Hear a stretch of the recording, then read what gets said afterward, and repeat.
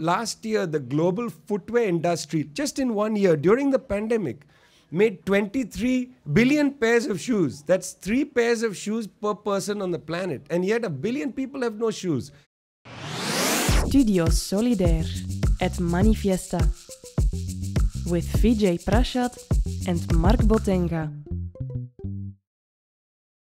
Hello, I'm Marc Botenga. I'm a member of the European Parliament for the Workers' Party of Belgium, and I've got the big pleasure and honor this morning to talk to Vijay Prashad, who's a writer, a journalist, an intellectual from India, famous as well for the Tricontinental Institute you're directing right now.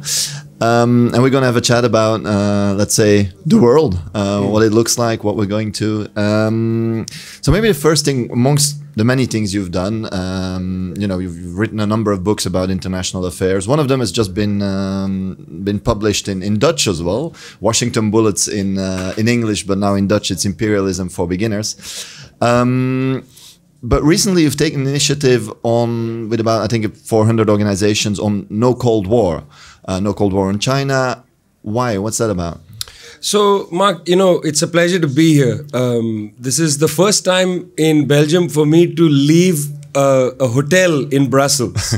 I'd come here years ago for a UN meeting, and you know how these things work. You land in the airport, you go to a hotel, you discuss about the world, but you don't get to see the world. You go back into a taxi, back to the hotel, and then to the next thing. That actually defines a lot of the problems in our world, is that the people who seem to have permission from the masses of us to make decisions about how the world should be organized don't seem to have a good connect with the actual suffering and condition of people on the planet. There has been, for the last 20, maybe 25 years, a narrowing of the concept of security. More and more people have begun to be told by those who, you know, seem to be our betters, that security is understood as a kind of defense against military threats. Not the basic security of having a full belly, to have a secure home, to have a secure education, for your children to imagine a secure future. Those securities are gone. Now security is, do we have a large enough military? Is our military capable of staving off an imagined or real threat? This is how we are being told to understand security. Increasingly, in the last decade or so, from the administration of President Barack Obama, the United States government has become, on behalf of corporations, I should say, United States government has become extremely concerned about developments in China. Now, you would think, well, what are they saying they're concerned about? They say they're concerned about, well, human rights, freedom, you know, Hong Kong, Taiwan, democracy, and so on. But in fact, they're not really concerned about that. And we know they're not concerned about that because, after all, the British government ruled Hong Kong authoritarianly without any elections for over 100 years and didn't seem concerned about that.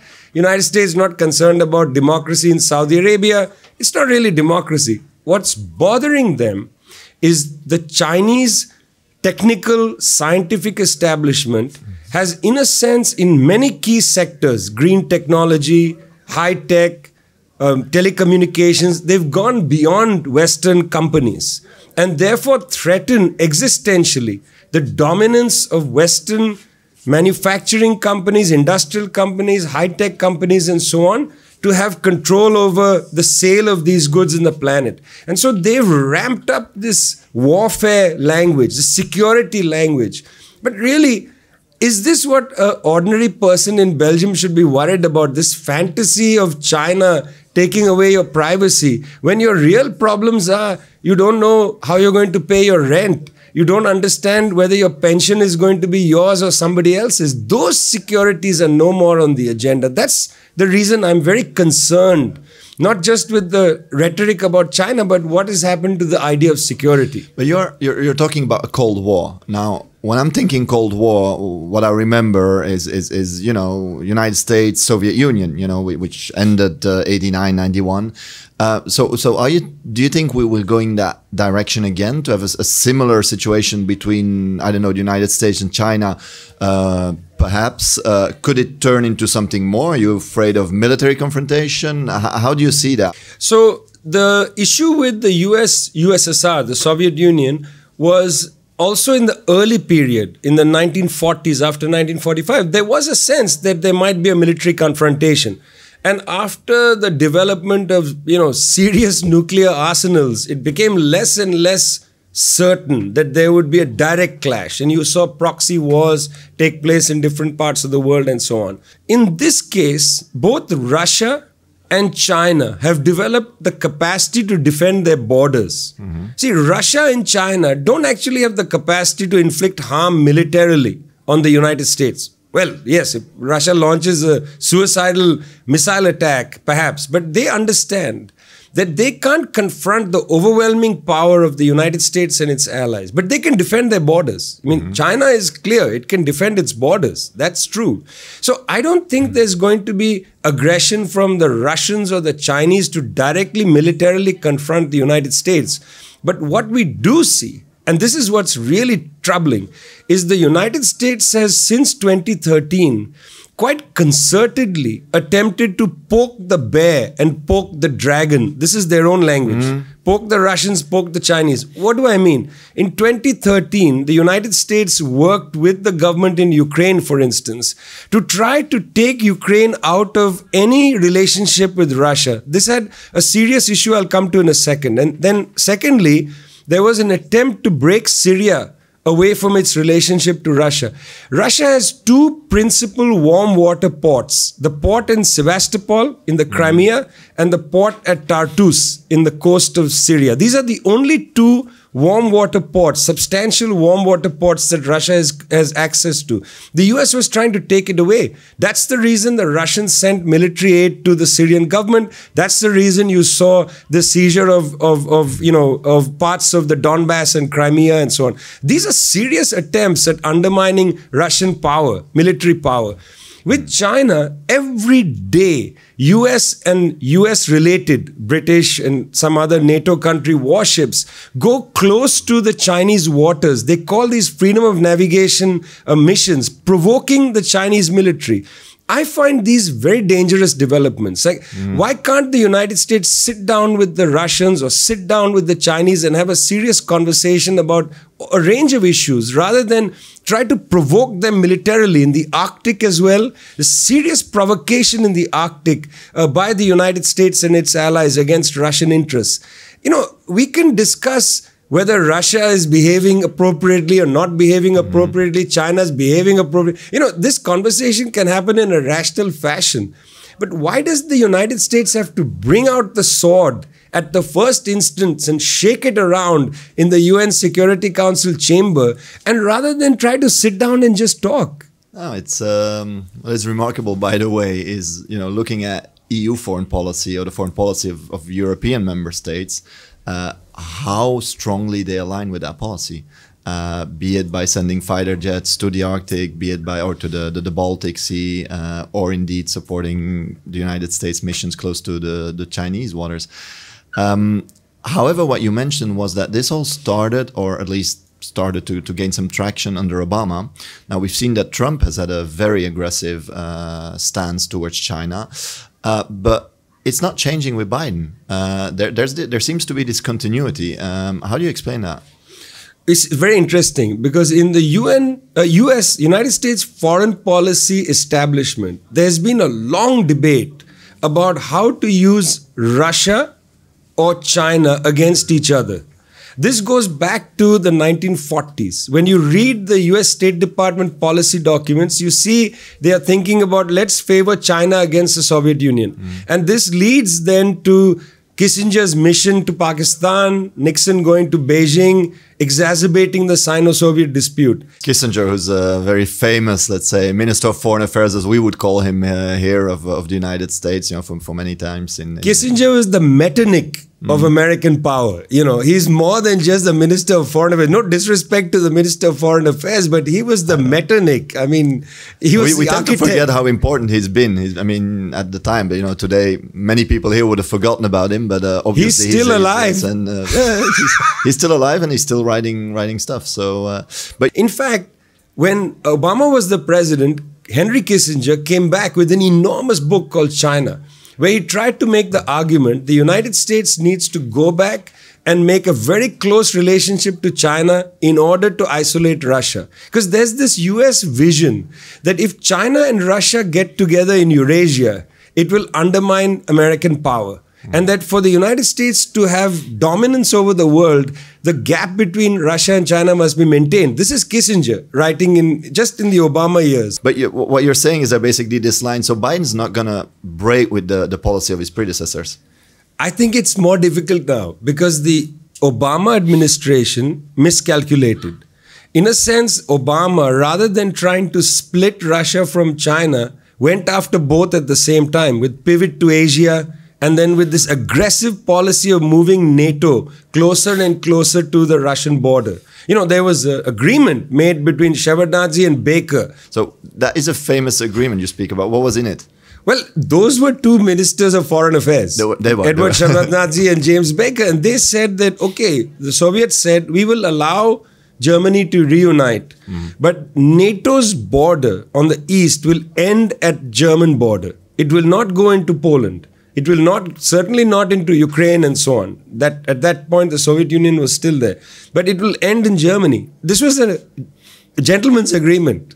The agreement not to extend NATO or the influence of NATO up to the Russian or the Soviet border then? Yeah, let alone to bring NATO to the South China Sea and to bring NATO into Africa, which is now on the table.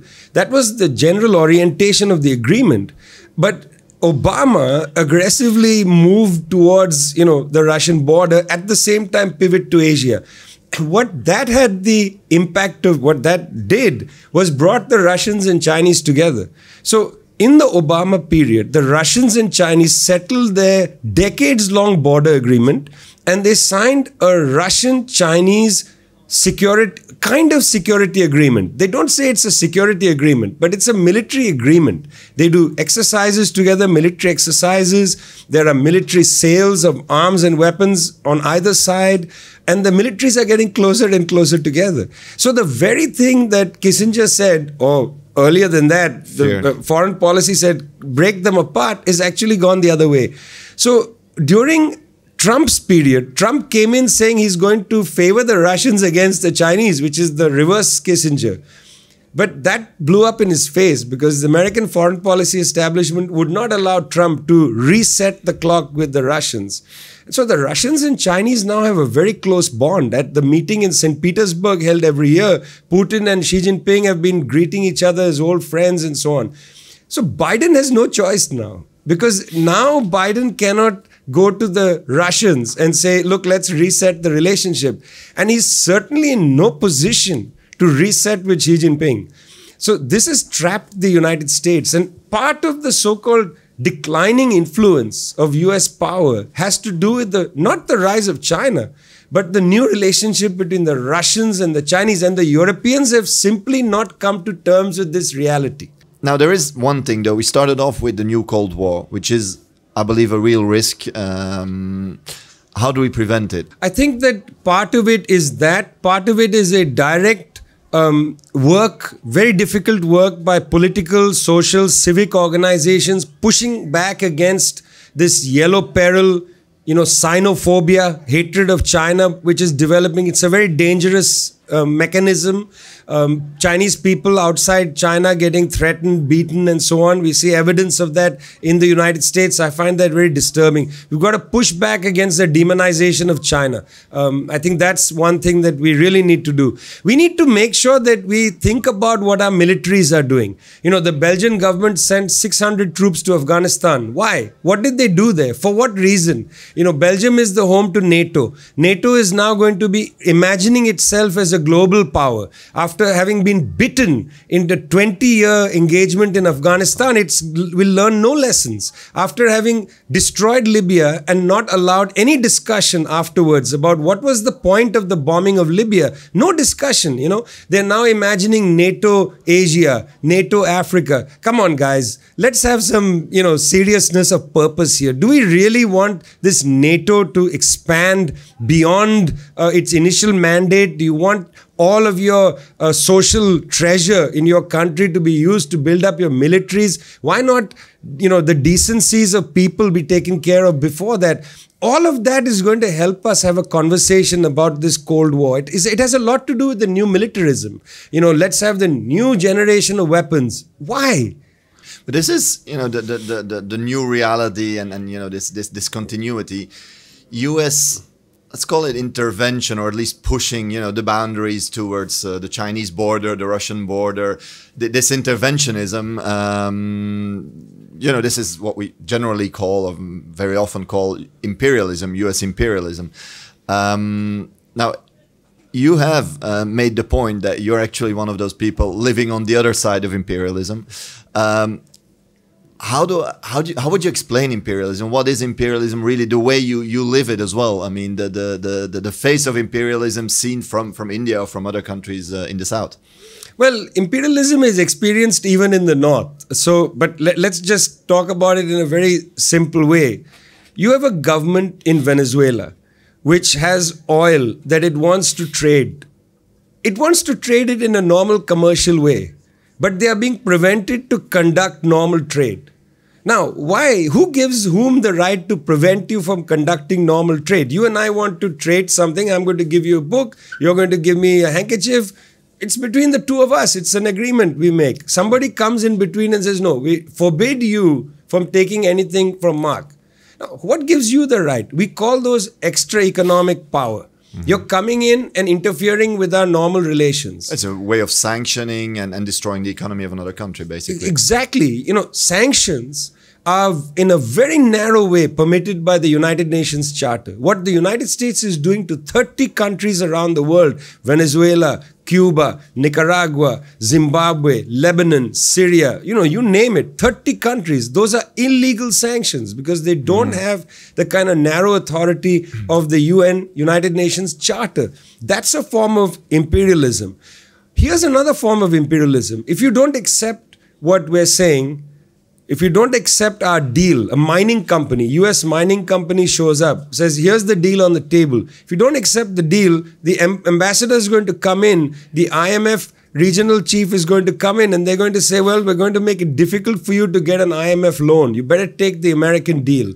That's imperialism. Imperialism is very prosaic. You don't have to have B-52s flying above you, dropping bombs. Yanis Varoufakis, who was the finance minister of Greece, put it very, very well. He said, today, coups don't happen necessarily by tanks. They often happen by banks. And that's a reality. We have to understand the nature of power, which is why I said imperialism is not something that is experienced only in India or in Venezuela. But it is true, though, that the violent side, and you describe it as well in your books, your articles, you see it, the oppression, the exploitation, which is the basis of imperialism, because in the end it is about very often resources. I mean, you quote a petrol not for no reason. So very often, I mean, you live this and you see it in different ways. You've also at some point made a point, if I would have to choose between living in or growing up in a country, being poor in a country like India, which is, very much oppressed and exploited by imperialism, or countries trying to develop themselves, getting out of it, you would definitely choose the second one. Why? How? Look, let's just be very frank. If I was to choose the last few years to be born in India in a poor family or to be born in China in a poor family, I would pick China any day. Okay. Why? Because in the last 60 years, the Chinese people have lifted 800 million people out of poverty. There are about 700 million Indians who are stuck in poverty today. No plan to remove them from poverty. Poverty is a very stubborn condition. It's not easy to eject somebody or yourself from poverty. It's very stubborn. I try to explain to people, as a journalist, I've done lots of stories on hunger. People don't understand what hunger is. Hunger is not that I feel something in my stomach. Hunger is a noise in your head. When a young person goes to school, if they haven't eaten in the morning, they can't listen to the teacher. They can't concentrate, Marc. They can't focus because there's this noise like a loud jet engine in your head.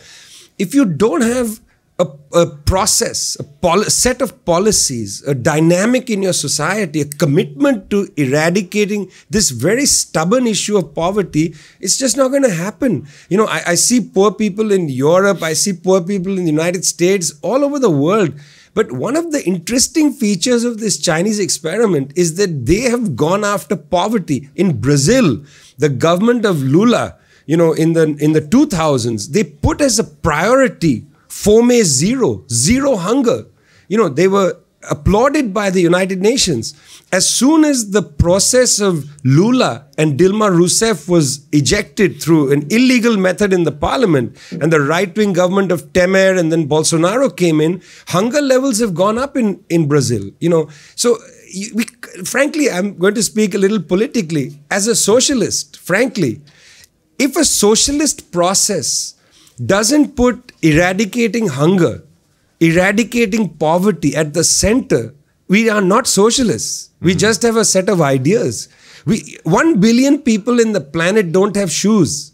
You know, last year, the global footwear industry, just in 1 year, during the pandemic, made 23 billion pairs of shoes. That's 3 pairs of shoes per person on the planet. And yet 1 billion people have no shoes. In many schools, children cannot go to school if they don't wear shoes. So this eradication of poverty business is huge. And here in a place like India, half the population is poor. In Afghanistan, United States spent $2.26 trillion in 20 years in this war in Afghanistan. Today, half the Afghan people live in poverty. 3/4 of the Afghan people don't have electricity. Mark, how are you going to have education if you don't have electricity? You know, when is a child going to do homework, or how will you read? How can you do online education, my friend? We talk about digital divide, say electricity divide. Now, why is this so? You've spent 2.26 trillion on Afghanistan. Where are you spending the money? This is imperialism. They are not interested in putting people, eradication of poverty, eradication of hunger at the core. They call it, you know, sustainable development goals. They laugh at that.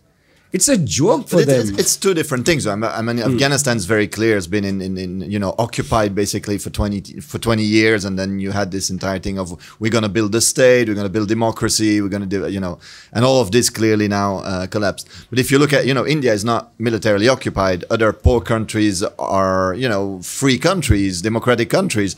Now, in your books, you describe how, you know, there's a number of coups and so on that basically keep these countries under control. How would you link the struggle against poverty with the struggle against imperialism? How does that work? Well, you see, this is when we have to come to a much more simple category of capitalism. Yes, the Indian government has a subordinate relationship to the United States. I mean, what would be sensible for a country like India was to create regional amity, cut a deal with the Pakistani government, stop the animosity, cut a deal with the Nepali government. You know, India routinely closes the border on Nepal, a landlocked country. It's a very cruel thing to do.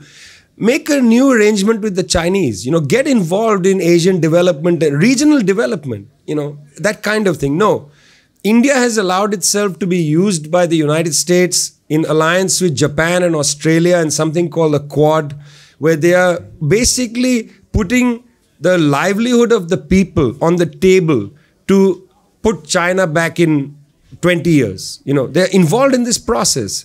So yes, all of that is happening. At the same time, Indian government is committed to the well-being of the very, very rich. The Adanis, the Ambanis, people who are on the international list. What are the Adanis? Right. So that's interesting. Isn't it interesting that every country has the Adanis and the Ambanis? These are families who are close to political parties, and they seem somehow, generation after generation, to keep doing great. You know, one reads in the newspapers about one of their children crashing a Maserati and, you know, being drunk and falling into a pool. But that child now suddenly is the next great entrepreneur. How did they become entrepreneurs? The big wealthy families with the hereditary wealth as well. Generation after generation. You know, what happened to the classic social democratic principle of wealth taxes? You know, the basic, well, shall I say it, the Calvinist ethic of everybody should make their own wealth by themselves. No, we don't live in that world anymore.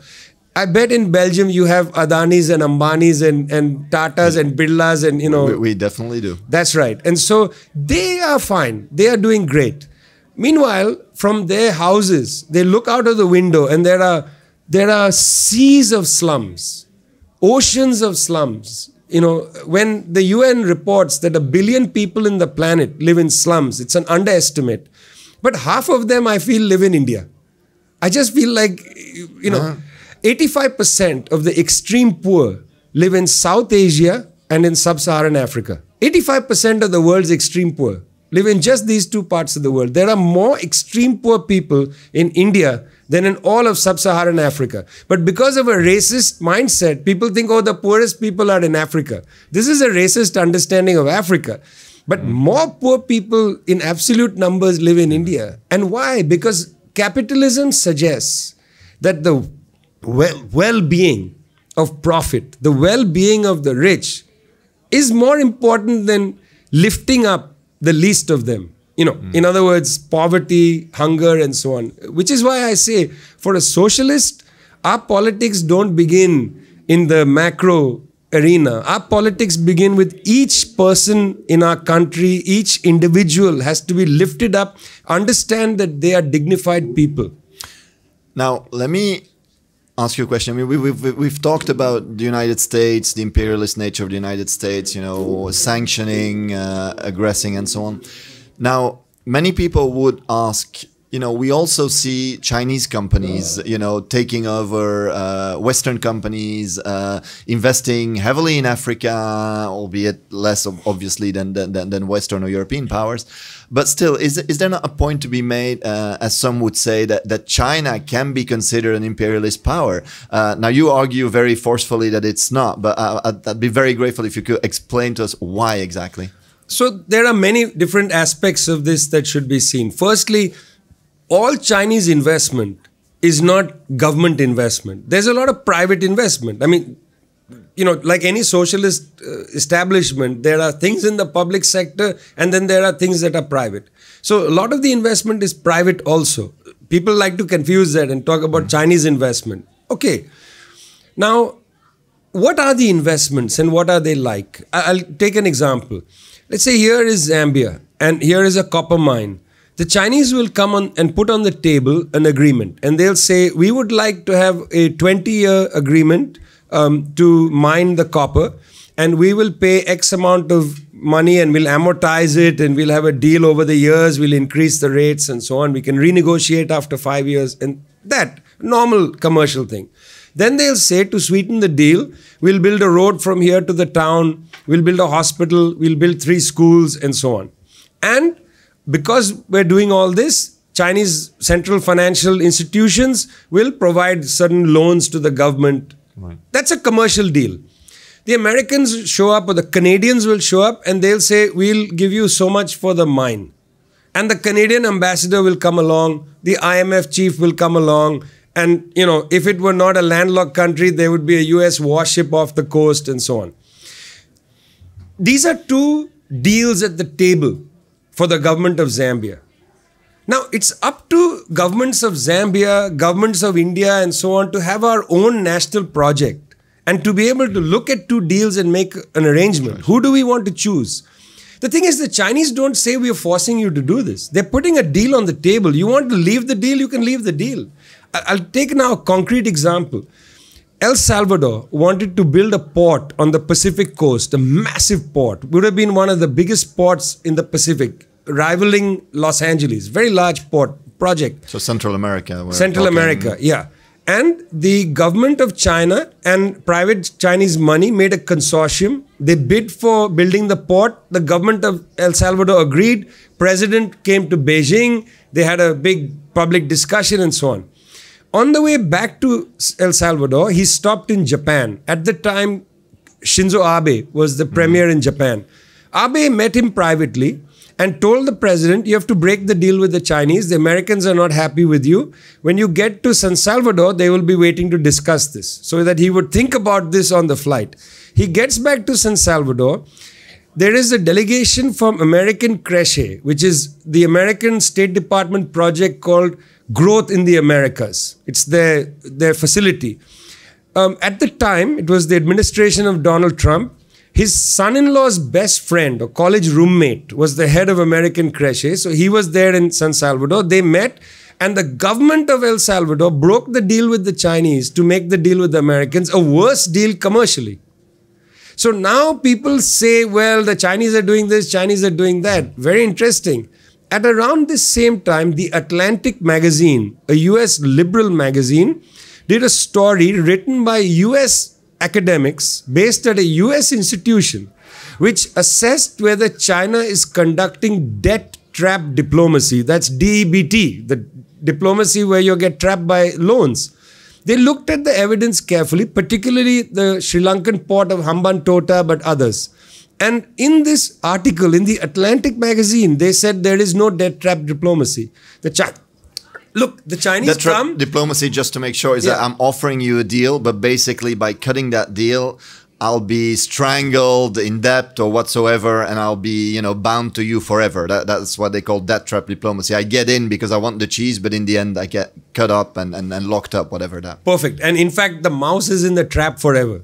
The mouse will be in the trap forever. That's the general orientation. And so you get an American magazine saying China is not actually doing that. They assess the evidence, and based on the evidence, because you see, will they say commercial deals are bad? Like, should the Chinese not come to the table and say, look, we want to mine the copper and this is the deal we'll give you? There's no illegality in doing that. It really depends on why a government like El Salvador or Zambia would take a deal. So that's why I say part of the issue is there's no debt trap diplomacy. I don't believe it's happening. But the real issue is what's happening to our governments.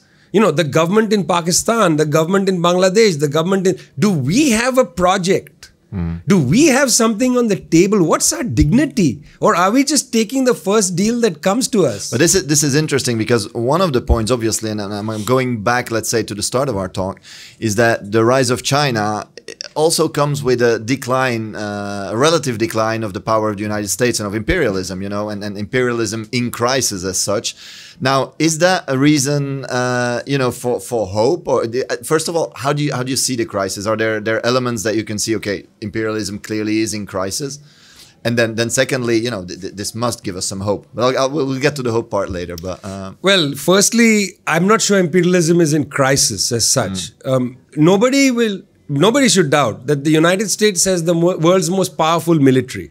It can literally destroy any country on the planet. It may not win battles, but it can destroy countries. You know, you can ask the Libyans that, or ask the Iraqis, or ask the Afghans. It didn't win any of these battles. In fact, lost all of them. But they destroyed 3 countries. You know, and we can ask the Saudis how they're doing in Yemen. You know, they're obliterating the country. They can't win the battle, however. So the United States has a very powerful military. It still has a lock on the world financial system because, you know, US Treasury Department still dominates the IMF, still dominates the World Bank. The SWIFT system is still taking orders from Washington. The SWIFT, just to make clear, is an international system of payments. So if you get cut off from SWIFT, your banks can no longer, you know, trade or make payments to other countries. Iran had this at some point; they cut it off, and so the country is completely isolated financially and economically. So, and this is controlled by, you're saying, the West. Well, it's not technically in the United States; it's in Europe technically. But they do take their orders from the US Treasury Department, and we've seen this in light of what happened to Iran. It wasn't the Europeans who initiated the cutting off of Iran from SWIFT. It was the US Treasury Department rules that really made the SWIFT managers terrified. And so this is a form of financial warfare. We've got the bombing warfare, we've got financial warfare, we have diplomatic warfare. I mean, how easily it is to sanction countries, you know, diplomatically. But we have information warfare, Mark, and that's the most significant in a way. Because imperialism would be in crisis if the narrative of these countries was being checked or in doubt. How quickly they were able to ramp up anti-China rhetoric and say that us exploiting Africa? Not us, the Chinese. You know, take the case of telecommunications. You know, Huawei, we are told by the information... Huawei, the Chinese mobile company, let's say we all... we all know, and that got sanctioned at some point, right? Sanctioned. I mean, they wanted to provide 5G technology at half the price to Europe as well. And the US said to the Europeans, nothing doing. Cannot touch this Chinese company because they will damage your privacy.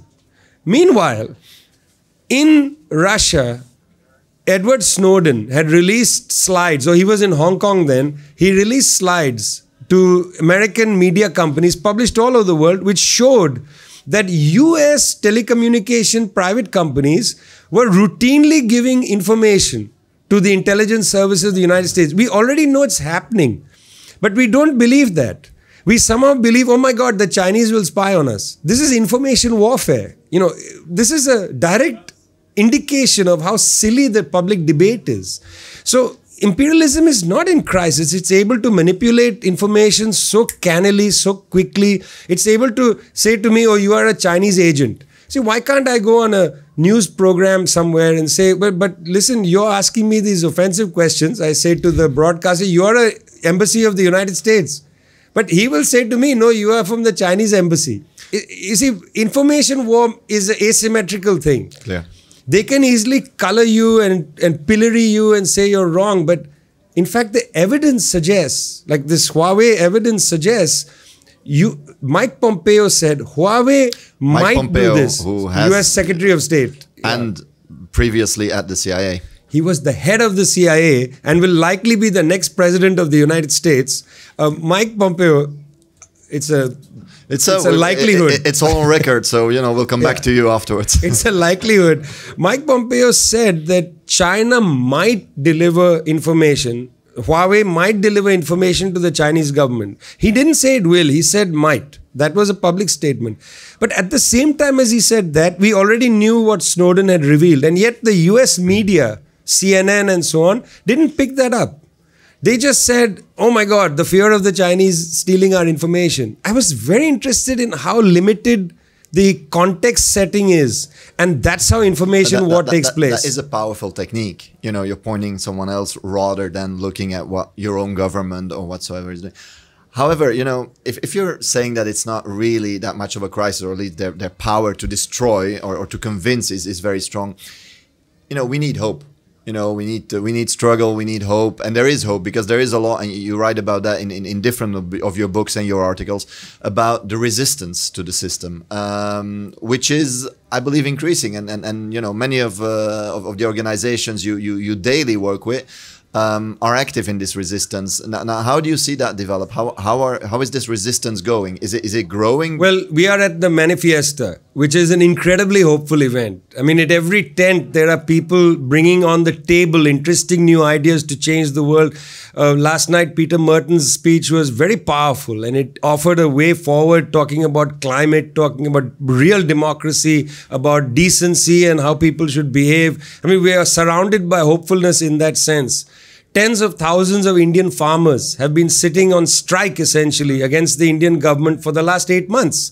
They've been sitting around Delhi. We call it the Delhi Commune. It's the new commune, 150 years after the Paris Commune. 150 years tribute is being given by the Indian farmers. In many different ways, people are fed up with the present. We want to generate a future. We are fed up. We are part of a process called the International People's Assembly, large network of political, social movements joined together, trying to imagine what can the future look like. We are constituting something called Dilemmas of Humanity, which will be debates and discussions globally about new ways forward. On the 16th of October, 25 research institutes led by ALBA TCP, which is the Bolivarian area, and the 9 countries that are united in a treaty, a mutual treaty, Cuba, Venezuela, Nicaragua, and so on. We will release a document called A Plan to Save the Planet, which is a detailed document about how to create decent policy in a world where policymakers seem to have lost their way. They seem to be so committed to protecting the value of money rather than protecting, the future of humanity. So there's a lot of hope in what we're doing, Look, Mark, frankly, the future isn't something that happens. You have to build the future today, I'm absolutely hopeful. I mean, indeed, everything you see around here, but also throughout the world. I mean, the strikes in India, to be honest, our media and generally have very little attention for India. But these mass movements of farmers, they were terribly impressive. I mean, to all of us, really, it was a sort of inspiration as well. So, Vijay, unfortunately, this is all we've got time for.